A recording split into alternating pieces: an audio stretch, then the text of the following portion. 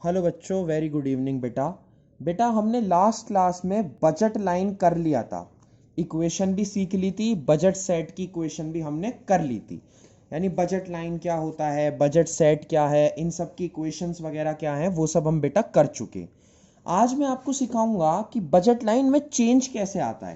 पहले तो आप ये समझो कि ग्राफ में ये और ये ग्राफ होता है, तो ये होती है बजट लाइन। क्या होती है बेटा? Budget line.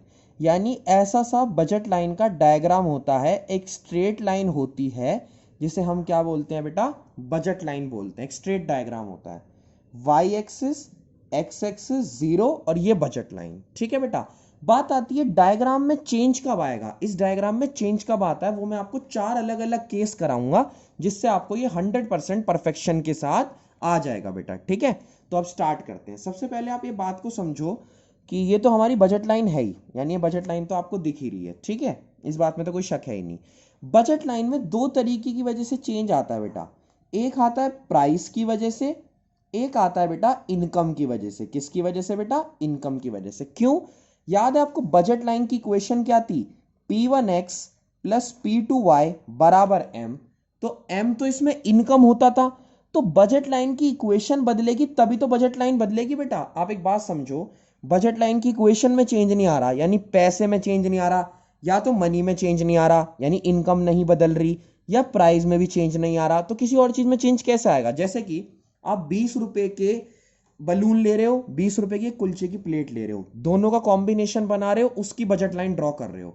ना तो केले का प्राइस बदल रहा, ना सॉरी केला कह रहा हूं, ना तो छोले कुलचे की प्लेट का प्राइस बदल रहा, ना बलून का प्राइस बदल रहा, ना आपकी इनकम बदल रही। अगर कुछ बदलेगा ही नहीं तो बजट लाइन में चेंज नहीं आने का मतलब कोई भी चेंज हो ही नहीं सकता, पॉसिबल ही नहीं है ना बेटा।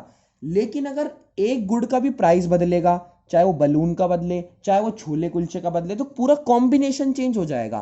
प्लस इनकम में बदलाव आ जाएगा तब भी चेंज होगा, यानी इनकम की वजह से या फिर बेटा प्राइस की वजह से बजट लाइन में चेंज आता है। अब आज हम पूरा प्राइस का समझ लेते हैं कि प्राइस की वजह से कैसा कैसा चेंज आता है।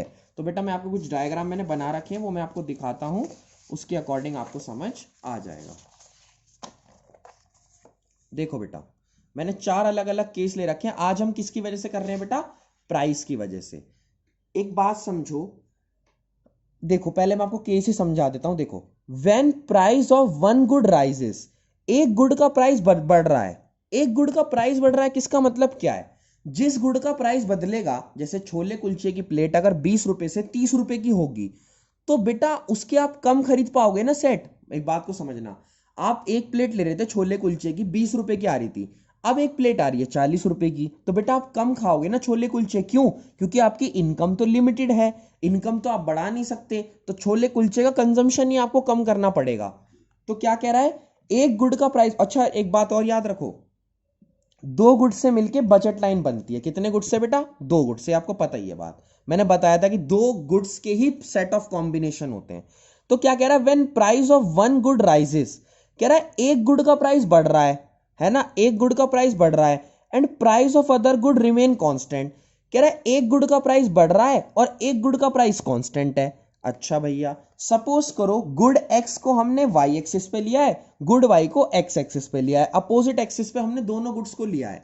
ऐसे लेके करते हैं बेटा कि ये एक्सिस जो है गुड वाई की है, ये एक्सिस गुड एक्स की है।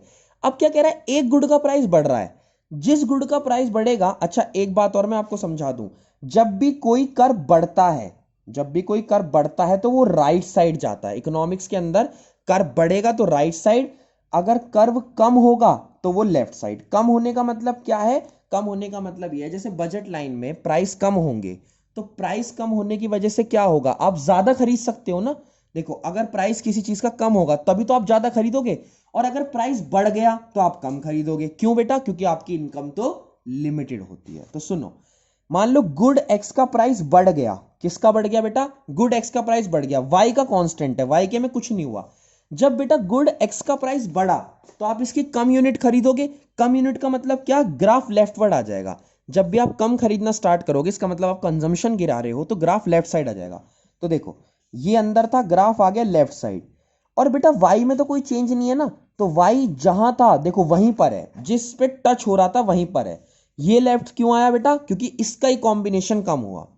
ठीक है, आई होप आपको ये वाली बात समझ आई होगी कि एक गुड का प्राइस बड़ा है तो दूसरे गुड में चेंज नहीं आया, तो उसी का कॉम्बिनेशन पीछे की तरफ धकेलेगा, मतलब धकेलेगा कह रहा हूं, सॉरी थोड़ा वैसी लैंग्वेज हो गई, उसी का कॉम्बिनेशन पीछे की तरफ आएगा बेटा, यानी पीछे की तरफ शिफ्ट होगा।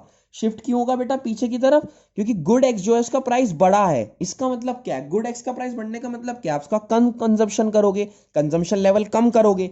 सेम केस ले लो वाई में, अगर मान लो y का प्राइस कम हो जाता, अभी हम कम वाली बात कर रहे हैं, और x का रहता कांस्टेंट, तो मान लो ये थी बजट लाइन बेटा, ये एक्सिस होती है y एक्सिस, ये x एक्सिस, तो अब की बार क्या है, इस पे क्या है? गुड y है आपका, और इस पे क्या है बेटा? गुड x है। अब मेरी बात को समझना, अब की बार प्राइस किसका कम हुआ है, मतलब प्राइस किसका बढ़ा है? y का बढ़ा है, तो आप कंजम्पशन किसका कम करोगे? y का, तो y का कर्व पीछे की तरफ आएगा, शिफ्ट होगा, तो y का कर्व तो पीछे की तरफ आ जाएगा, x का बेटा चोंच के अंदर ही बंद रहेगा। इसे ऐसे समझो कि चोंच है इसकी, जैसे कबूतर की होती है, तो y का पीछे आएगा कर्व, x का बंद रहेगा, यानी जिसके में चेंज आएगा केवल और केवल वही पीछे आएगा, बाकी दूसरा अपनी जगह पर ही रहेगा।